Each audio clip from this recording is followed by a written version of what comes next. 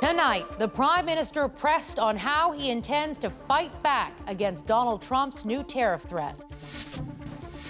Everything's on the table depending on the outcome of the negotiations. A promise to do whatever it takes, but the opposition's not buying it. It's over a year late. How Mark Carney and Canada's premiers are responding. A massive bus targeting a criminal network bringing drugs into Canada. This has got multiple tentacles throughout North America. Cocaine, weapons, and cash all captured, but the threat remains. Are self-driving Waymos safer than ordinary rides? The cars don't get distracted, they don't speed, they fully stop at intersections. How the numbers stack up. From CBC News, this is The National with Katie Simpson. Thank you for joining us. Adrian is away. The Prime Minister and Canada's premiers are projecting a united front following an urgent meeting centered around how this country will confront a new round of U.S. tariff threats. Mark Carney says retaliation is on the table if a new deal with Donald Trump isn't reached before 50% tariffs kick in. The premiers insisting they have a Team Canada approach, even though when it comes to pushing back against Washington, there are clear disagreements. Kate McKenna now on what the premiers are pushing for and what the plan is moving forward. Prime Minister Mark Carney is not ruling out retaliation in the face of Donald Trump's latest tariff threat. Everything's on the table if there's no agreement, depending on the outcome of the negotiations, yes. Premiers and the Prime Minister gathered in Charlottetown, a long-planned meeting made more urgent after the White House announced 50% tariffs on some exports as of August 19th, putting more pressure on Canada to get a new comprehensive deal with the U.S. Do you think that this is a meaningful opportunity to approach some sort of endgame with the United States, or is it just another pressure tactic from the Trump administration? It's both. I mean, that's the direct answer. I suppose he could have had it come into effect immediately. The fact that he didn't suggests to me that he wants to force us to the table, and I think that there's a framework for an agreement. Carney says talks with the U.S. will intensify, but would not say what Canada plans to do at the negotiating table. We don't need to respond in advance. In fact, I think it would be counterproductive at this stage to respond in advance. But it's important to know what your options are. Tariff talk dominated the premier's 3 days of meetings.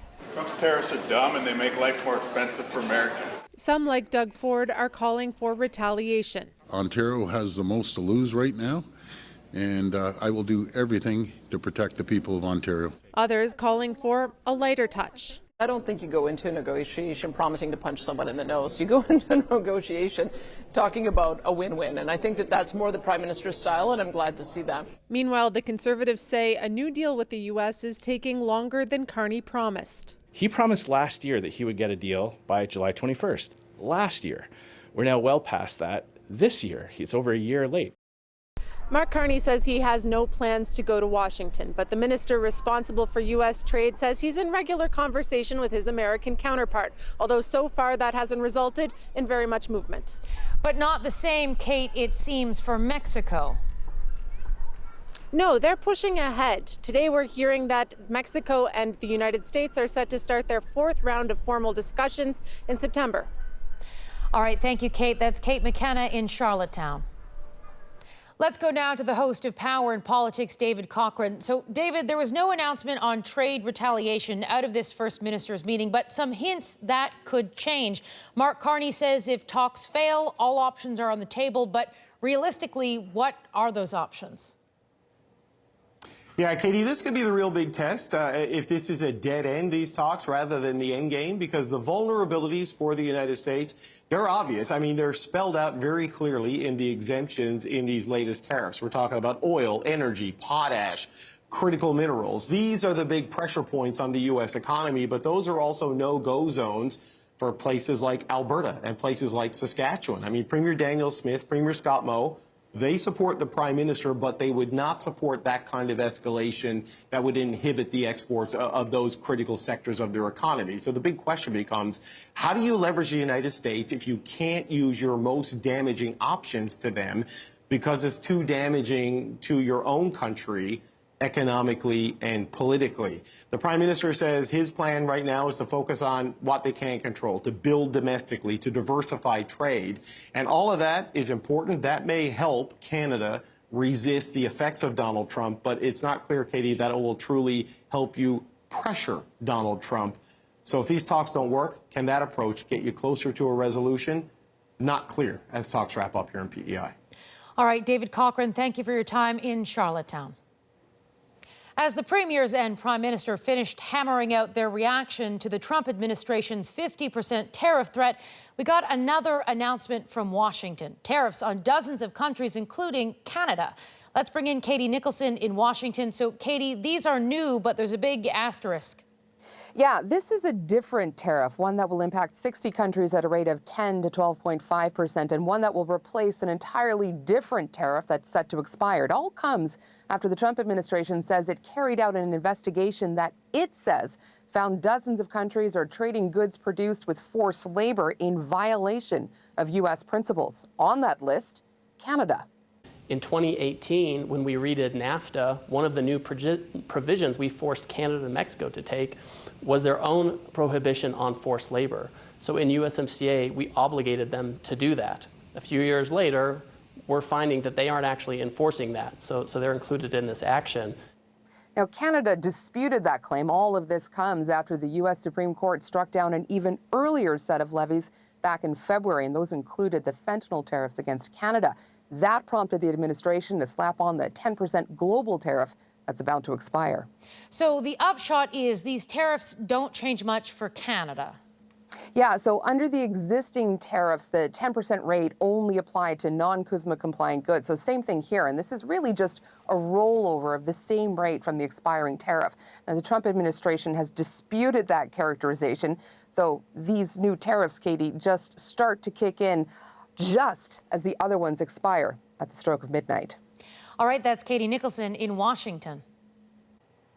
Police in Ontario say a cross-border trafficking investigation has led to the seizure of millions of dollars worth of illegal drugs and firearms. Thomas Daigle now on the alleged plot and what investigators are saying about the people behind it.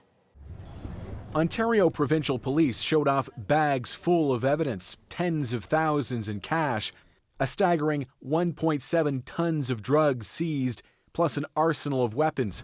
Much of it, they say, smuggled into Canada across this bridge by a sophisticated criminal network. This has got multiple tentacles throughout North America, let alone just Windsor and Ontario. With shipments picked up in California and moved all the way to Ontario, police say the smuggling ring hired commercial truck drivers to stash drugs. All of it mirroring the methods and routes linked to alleged cocaine kingpin Ryan Wedding, the former Team Canada Olympian captured earlier this year. One criminal element is removed, like Mr. Wedding's network, another will often take its place. Investigators say this new group was especially well armed, with even a rare anti-tank rifle at the ready. A powerful military model on display here. The fact that it's in the hands of organized drug traffickers is a concerning public safety issue. And with concerns over what's crossing the border, authorities insist the new Gordie Howe International Bridge set to open Monday will feature technology to crack down on smuggling. To interdict narcotics, firearms, and other items, I think we're going to be really well placed to do that. The Canada Border Services Agency says just this year at land ports of entry in southern Ontario, officers have seized more than 200 firearms and 5.5 tons of illegal drugs. They come right through the ports of entry because it's tantamount to looking for, a little needle in a haystack. As for this major investigation, police say they've charged 21 suspects. Still, they stop short of saying this smuggling network has been dismantled. Thomas Daigle, CBC News, Toronto. A Montreal man charged with the murder of his 9-year-old daughter is now on trial in New York State. The case begins 1 year after the child's body was found. Alexander Silberman on what the jury heard in today's opening arguments. Mr. Fratellini, do you have anything to say about the trial? A Montreal father on trial for the alleged killing of his own daughter. Luciano Fratellini, appearing at an upstate New York courthouse after pleading not guilty to second-degree murder and concealment of a human corpse. Police say the 46-year-old called 911 to report his daughter Melina as abducted while on a trip in the region. His 9-year-old daughter was possibly abducted in a white van. Melina's body was found the next day in a shallow pond near Ticonderoga, New York, after an Amber Alert. An autopsy determined Melina drowned. The investigation included the FBI, Interpol, and Montreal police. There may be background information that the American prosecution would like to have, possibly for use as evidence. It does require that level of legal coordination between the two countries. New York State prosecutors say they now have a range of evidence that points to Fratellin, including cell phone location data, a trash bag of clothes found in the woods, and writings that point to a possible motive. Fratellin allegedly wrote he believed Melina's mother was evil, going on to say he would end the madness. The defense argues the evidence is circumstantial. They believe police failed to pursue other theories and emphasize that Fratellin was cooperative. It really shook a lot of people in the community. The stretch of highway near where Melina was found is now named in her memory.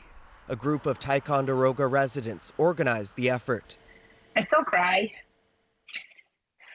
I cried for her family, her classmates, the kids that loved her and don't understand. Police and prosecutors say Melina's mother had sole custody of her daughter and a strained relationship with Fratellin. She will testify in what's expected to be a 3-week trial. Alexander Silberman, CBC News, Elizabethtown, New York. Oil prices have hit $100 a barrel for the first time since May as Iran, the Houthis, and the U.S. widen their attacks. They are suffering tremendously, and they're going to suffer more until they come to their senses. They're not there yet, unfortunately. The U.S. hit Iranian targets for the 12th straight night, with Iran state media reporting at least one death. Iran launching its own attacks toward Jordan and Bahrain, in Kuwait hitting a border crossing with Iraq. But what may have shaken the markets most are the Houthis in Yemen, claiming attacks on 2 Saudi oil tankers in the Red Sea. With the Strait of Hormuz closed, it's a critical alternate route for millions of barrels of Saudi oil and a quarter of the world's container traffic now under threat. In response, Donald Trump warned the Houthis that they face major military punishment. Trump now says a new nuclear deal with Saudi Arabia is conditional. He wants the Saudi kingdom to normalize relations with Israel. This deal with Saudi Arabia, the energy deal, is contingent on this condition as far as the president is concerned. So we'll continue to talk with our Saudi counterparts to get the deal finalized. Previously, the Saudis have said establishing diplomatic ties with Israel would first require a path for Palestinian statehood. The White House says this condition is one Trump has raised before, but so far Saudi Arabia has not publicly responded to it. In BC, several communities are on edge tonight due to fast-moving wildfires. This is the current situation with more than 24 fires classified as out of control. The Bonanza Creek wildfire triggered an evacuation order in a very rural area northwest of Lillooet. Boston Bar is still surrounded by multiple fires. Here's a new time-lapse view at one of them, encroaching on the community over a number of days. The entire city of Kimberley, near the border with Alberta, is on evacuation alert due to several nearby fires. If that turns out to be an order, about 9,000 people will need to get out. More than 80 fires across the province are contributing to poor air quality in some areas. Hot, dry weather means the risk for more fires is still high. Intense wildfires are also tearing through southwestern France, forcing about 20,000 people to evacuate. Ashley Burke shows us the dangerous conditions and the relentless heat driving the threat. The scale of fires in France, unprecedented for this time of year. People are scared because since June, there is 3 big fire. AFP photographer Romain Perichot was on the ground in Le Pors capturing the towering flames. So many firefighters yesterday night. It was amazing because I saw in our eyes that they were scared, and police officer too. It was very difficult for them. Along the French Atlantic coast, more than 20,000 people told to leave their homes, campsites, and vacation resorts. It's moving very, very fast, says this woman. For decades, France has prevented fires from becoming catastrophic by dousing high-risk force in advance. But that strategy no longer a match for Europe's extreme heat. It's a nightmare. Everything's gone up in flames. This is our home, says another woman. 3 heat waves virtually back-to-back in Europe is helping create the conditions for a new era of wildfires. As we reach temperatures and levels of dryness that environment simply hasn't seen before, and we're therefore starting to see extreme fire behavior that we also haven't seen as a consequence. In central Spain, officers racing to get people to safety. 40-degree weather with gusts of warm wind is fanning the flames. In Sicily, a firefighter died while trying to contain it. So far this year, wildfires have devoured more land in Europe than the annual average in the past 2 decades. And the peak of wildfire season is yet to come. Ashley Burke, CBC News, London. A Canadian has just won the Fields Medal, recognizing his tremendous contribution to mathematics. Chien Desjardins shows us how he got there and how he's now inspiring the next generation. Cheers at a University of Toronto watch party as Professor Jacob Zimmerman wins the Fields Medal, one of the most prestigious honors in mathematics. Very fun time accepting the award, and then we had a press conference. So that was a new experience for me. I've never had a press conference, not something a mathematician does very frequently. Zimmerman has loved math as long as he can remember. This is him in grade 10, already solving university equations. It's very intellectually stimulating, and when you finally find some way to just go backwards around the problem and get a result, you get a really good feeling, like, yes, I got it. One of the best even back then, according to his former teachers. And just the way he showed a joy in solving those problems, it told me that I was dealing with someone special right away. Jacob had a tendency to plow through questions. He didn't find the pretty solutions. He found solutions, always. The Fields Medal is named after a Canadian mathematician, but Zimmerman is only the 2nd Canadian to ever receive it, being recognized in part for helping prove a conjecture stumping scholars for decades. The reason this conjecture was kind of quite stubborn is because it was a statement about how 2 worlds in mathematics sort of relate to each other. That work opening even more possibilities, according to one U of T associate prof. What's really important is that he came up with new techniques to prove it, and those new techniques can be used in other areas of math. And now he's inspiring the next generation too. Fields Medal is huge, right? It's the biggest prize in mathematics. For those who don't love the subject. That's okay. People don't have to be excited about math. And, my response is more for me.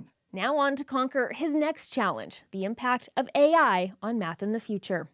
Chien Desjardins, CBC News, Toronto.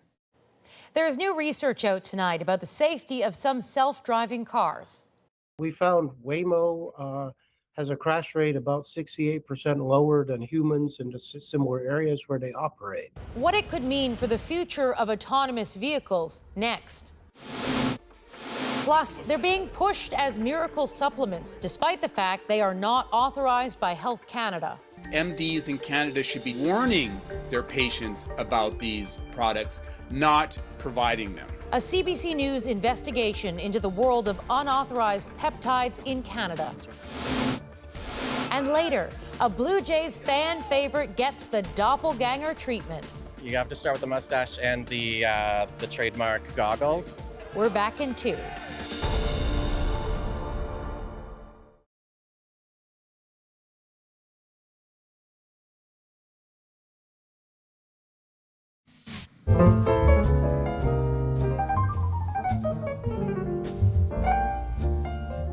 jazz great Oliver Jones has died at the age of 91.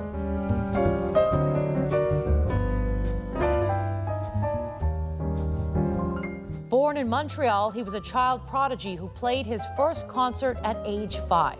Jones toured the world, earning many awards and honors, and helped establish Montreal as a jazz mecca.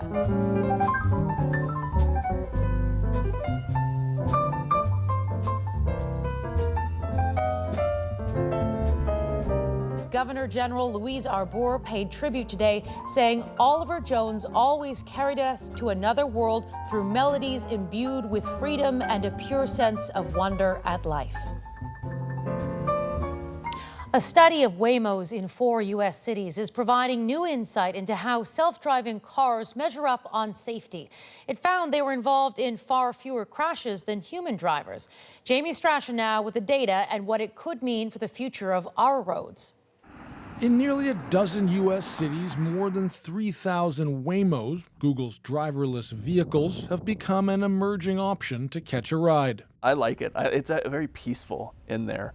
You know, there's not the chatter, there's not the weird radio station playing. Good afternoon, Catherine. Now, new independent data is looking at how safe those cars are versus human drivers. We found Waymo has a crash rate about 68% lower than humans in similar areas where they operate. The Insurance Institute for Highway Safety compared about 80 million kilometers of driverless operation with 355 billion kilometers by human drivers over the same period. It focused on crashes people would typically report to police based on damage and potential injuries. If we had streamlined data, that would mean we could monitor this a lot quicker. There are other limitations. Researchers had to comb through the numbers to find comparable stats, and not all humans report crashes they're involved in. But while not a perfect science, this expert believes Waymos are safer. Firstly, and most obviously, they obey the rules of the road. The cars don't get distracted, they don't speed, they fully stop at intersections. This area flooded and my car is driving in the middle of it. There are, of course, some weaknesses. Oh shit, the Waymo's on the track.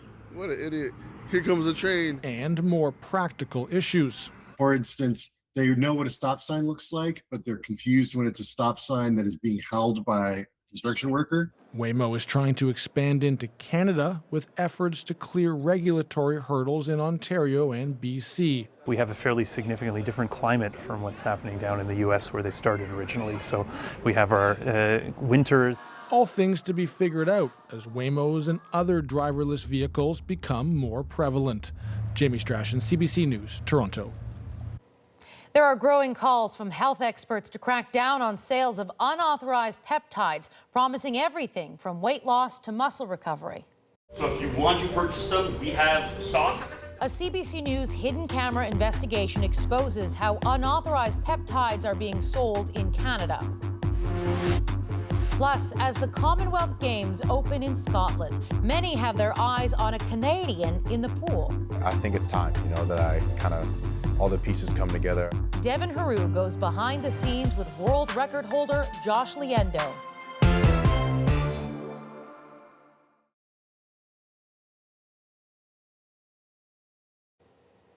A CBC News investigation is looking into a popular wellness trend, how Canadians are getting their hands on unauthorized peptides.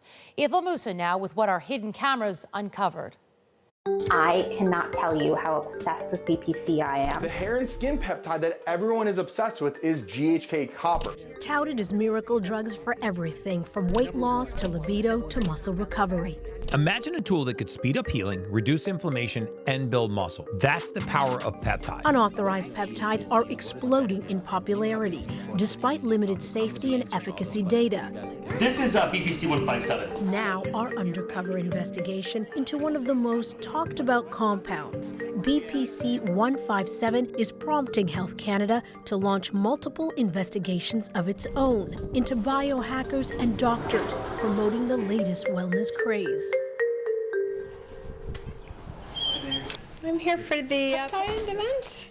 This is Upgrade Labs, a longevity clinic in Oakville, Ontario, aimed at those who want to hack their way to better health. I'm going to tell you what I've done what works for me, because I would not sell you something that I haven't done to myself. We registered to attend this event after finding this ad promoting unauthorized peptides for sale.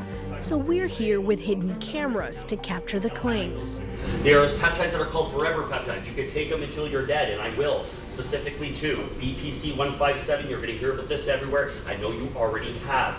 About 60 people squeezed in here on a Sunday afternoon, not to work out on those exercise bikes, but to hear owner Michael Modestino's peptide sales pitch. KPV, by the way, is like the golden ticket to unlocking all the defense mechanisms in your body. Intestinal issues, which a lot of people have, GI problems. It's basically like taking GHKCU and BPC and having a baby kind of thing. Those peptides he's talking about aren't approved for human use. And while Modestino admits he has no medical background, he tells us he's done his homework. Like I said, I've never seen something act so quickly in the sense of like irritation, not feeling good, just feeling low, that kind of stuff. BPC is like your forever kind of one-stop shop kind of thing. And what about safety around it? We have hundreds of customers, nothing but positive. It's all effects, no side effects.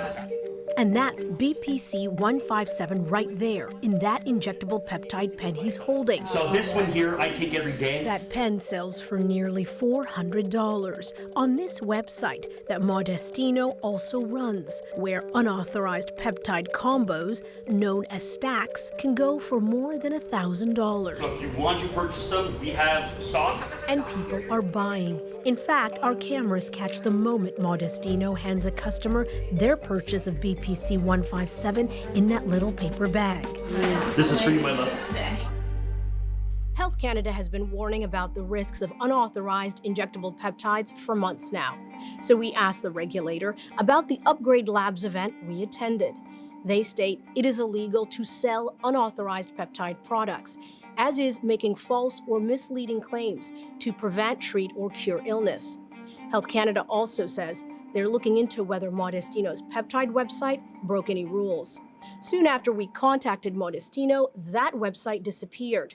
And in an emailed response, he wrote, "At no point was the event intended to provide medical advice, diagnose, treat, or cure any condition, nor was it intended to encourage attendees to disregard medical guidance or applicable regulations."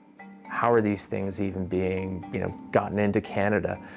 We know that people aren't supposed to be doing that, but they're making their way here anyway, which sort of suggests that, the guardrails and the safety rail, they're completely absent in this scenario. Real research is slow. Stuart Phillips is a kinesiology professor at McMaster University in Hamilton, Ontario. Health Canada needs to assume a broader role in the name of public safety to be able to put these things in a place where they either are more regulated or they're much harder to get than they currently are. Our investigation finds not just biohackers pushing BPC 157, but 16 doctor-led clinics across the country prescribing it, most offering it not as an injectable, but in pill form. Like this website for Dr. Charles Zhang's clinic just outside Vancouver, which offered a physician-supervised peptide therapy, claiming that BPC 157 accelerates healing but has limited human trial data. BPC 157 is one of my favorite peptides. Dr. Sean Sight runs several clinics in the Toronto area. His website also offered peptide therapy. We wondered what kind of health claims patients were hearing about BPC 157, a peptide lacking rigorous human trials and approval by Health Canada. So we go undercover again and book consultations with both doctors. It really helps in terms of healing and inflammation. It decreases inflammation. I think it's very safe for you. It's a very safe process. MDs in Canada should be warning their patients about these products, not providing them. Timothy Caulfield is a professor in the Faculty of Law and the School of Public Health at the University of Alberta. There is no good evidence to support the use of these peptides in the way that they're generally being prescribed. These physicians, these MDs, are leveraging a longevity wellness trend to satisfy their requests from patients, despite the fact there's no evidence and real potential harms. It'd be great if I could give you a million studies and say, proven to do this, do this, do this, do this. Scientist Patricia Brubaker's work helped pave the way for approved peptide medications like Ozempic. We asked her to take a look at some of Dr. Seit's claims. From anecdotal evidence and from animal studies, they seem to be quite helpful. From our own patient experience, very helpful as well. I would suggest that it's quite inappropriate. He's making humans into guinea pigs. Animal models do not always translate into humans. Dosing doesn't translate into humans. Safety doesn't translate into humans necessarily. During our hidden camera consult, Dr. Seit's clinic offers our producer oral BPC 157, made through a compounding pharmacy that mixes custom medications. They also mention a one-time membership fee of $2,700. After we asked Dr. Seit about the health claims he made, his video about BPC 157 came down. So did the information about peptide therapy on his website. Dr. Seit tells us he is allowed to prescribe compounded oral BPC 157 as a natural health product. And after repeated exchanges with Health Canada, we find out he's right. While the regulator says BPC 157 is not authorized as a drug or approved for use in any natural health products, they say it may be compounded in pill form. Compounding pharmacies are not supposed to be a way to go around regulatory rules. They're there to create specific products that have received regulatory approval that need to be tailored for an individual. Dr. Seit says the prescriptions provided to patients do not circumvent regulatory oversight, adding he aims to optimize patients' care, stating, "I am candid with my patients regarding the state of research in respect of BPC 157. During our hidden camera consult with Dr. Zhang, he also offers our producer BPC 157 through a compounding pharmacy, this time for about $600 a month, and says it's safer than what you buy online. You come to us, we're professional doctors under two licenses. One is a medical doctor license, and also we got compounding with company, they have a pharmaceutical license. So there's two licenses to make sure this is the right medication. We asked Phillips to weigh in on that claim. It's odd for anybody who's a licensed medical professional to claim that because they have the license that they can guarantee either the safety or the purity, because we don't have any safety data, and unless somebody else tests the compound, we have no idea on the purity as well. Hi, I'm calling from CBC News. We reached out to Dr. Zhang several times for comment. He never responded, but the peptide pages on his website disappeared. Health Canada told us compounded products cannot be advertised to the public and say they're looking into Zhang's website. We also wanted to know what the provinces who regulate doctors had to say.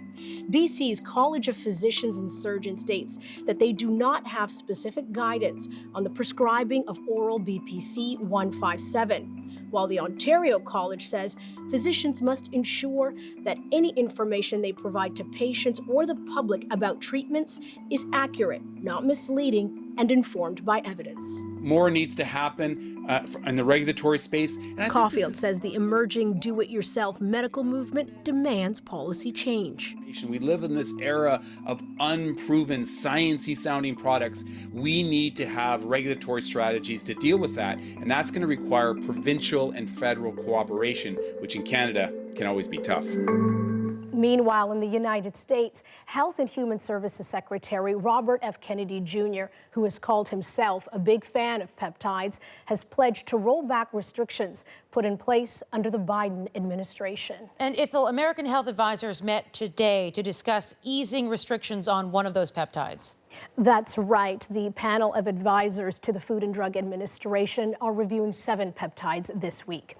The panel, which includes members with ties to the peptide industry, have voted to recommend adding BPC 157 to the FDA's list of substances that can be compounded by pharmacies.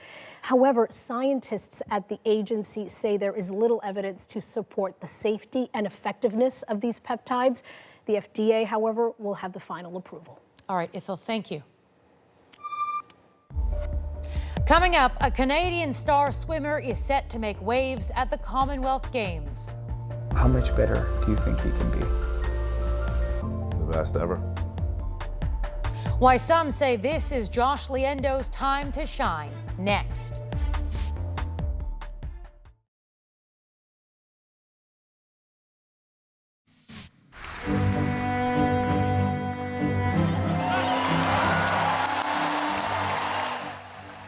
King Charles and his wife Camilla kicking off the opening ceremony for the 2026 Commonwealth Games in Glasgow, Scotland.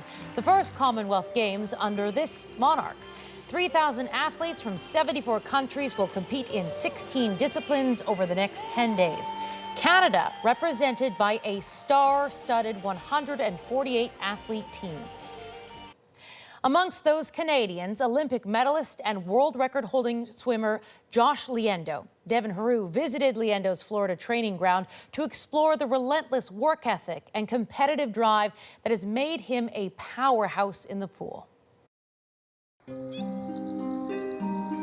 This is Gainesville, Florida, home to the University of Florida, Gator Country, and where Canadian star Josh Liendo has been churning up the water for years. Another national championship, and twice in one day, Josh Liendo breaks the NCAA record. The reason he came to a place like the University of Florida is to become Olympic champion. When you wear the Gator logo, it's like you have a big target on your back. Everyone wants to be us or beat us. It's a great story, not only in Canada, but also for the University of Florida swimming and diving program, because he's the most decorated student athlete in our program. And our program is just stacked with Olympians. But it wasn't just the university that had Liendo coming south to the University of Florida, an Olympic champion head coach patrolling the pool deck. Anthony Nesty won Olympic gold in the butterfly, now sharing his expertise with Liendo. No, Nesty got it from lane 3. Beyond he misjudged the wall. He did. 1/100th of a second. Suriname with their first medal then. He has the experience of getting that level of success as the athlete, as well as getting that level of success as a coach, right? With obviously Bobby Fink, Caleb, Katie, Kieran. He's done it. He's done it in every way that he can. He's done a great job.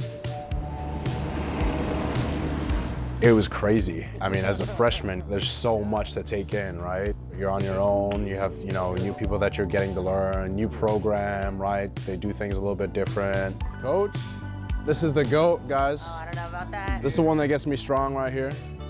Florida's, different in general. It's just a lot to take in at first. And you gotta kind of, sit back and try and take it all in. So the first year he was here, I've never seen someone as much as a sponge as him. Even like when we had Caleb on the team, he would always ask Caleb, why do you do this? Why do you do that? Do this, do that, And I think that really helped him swimming-wise, but also maturity-wise.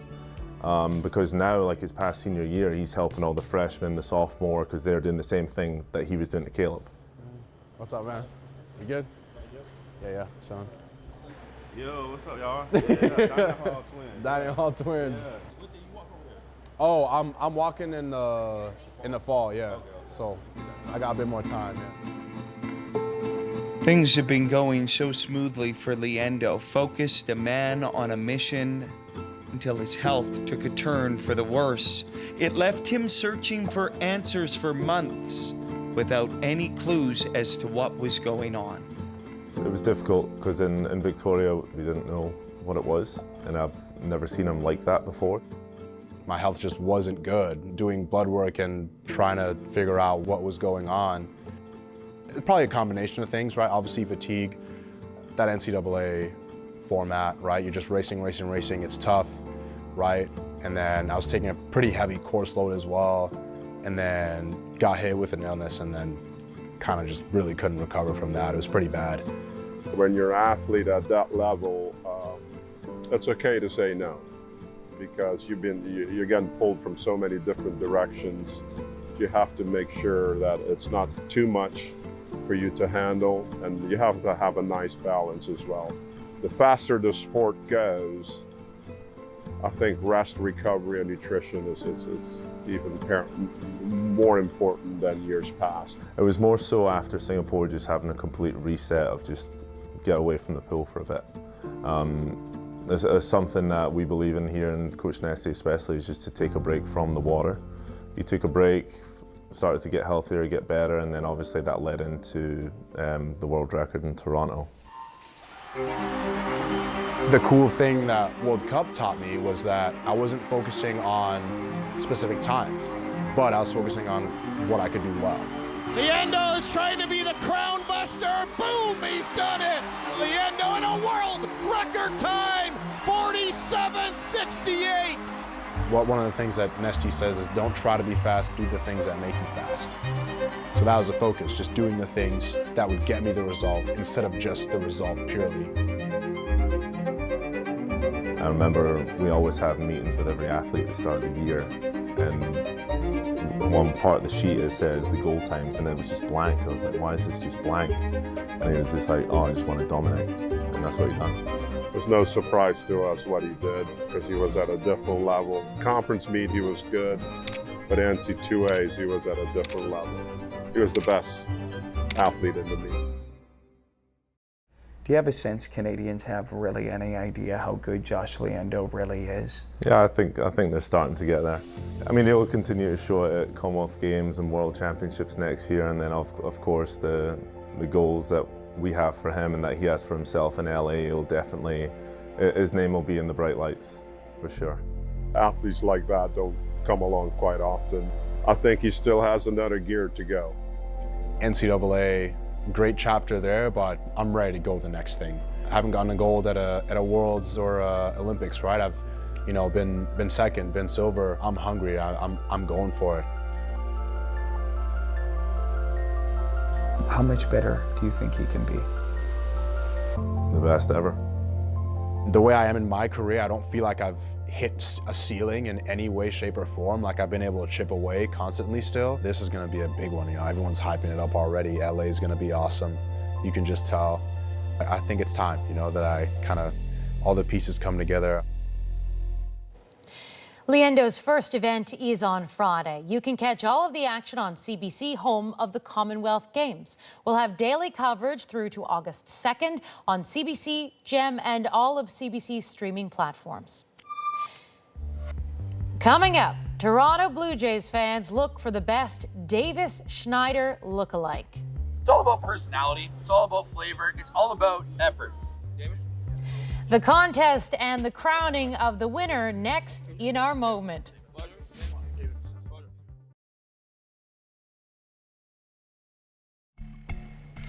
This is Joseph DeBenedicts and Stephen Cipollone. You may recognize them because they look a lot like a Toronto Blue Jays fan favorite, Davis Schneider, and also like the team's manager.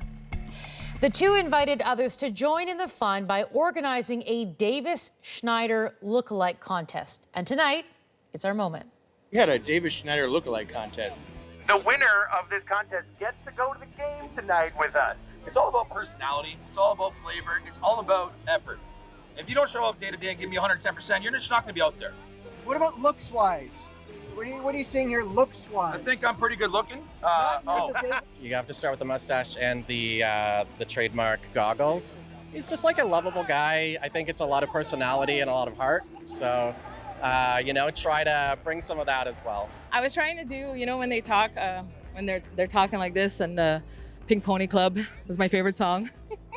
At the Pink Pony Club, we're gonna keep on at the Pink Pony Club. The moment of truth. And the winner is Dude in the Pink Barbie Shirt! Can you just give us a Davis impression? Davis. Well, that's where things get a little awkward because I hardly know the guy. The way the season's going right now, and anything we can do to bring up the hype, anything we can do to remind people why we come to these games. Let's go Blue Jays! What a bunch of beauties. Davis Schneider got wind of this and said everyone, it was uncanny. It was like looking in a mirror, essentially. All right, on that wonderful note, from all of us at the National, thank you for being with us. I'm Katie Simpson. Take care.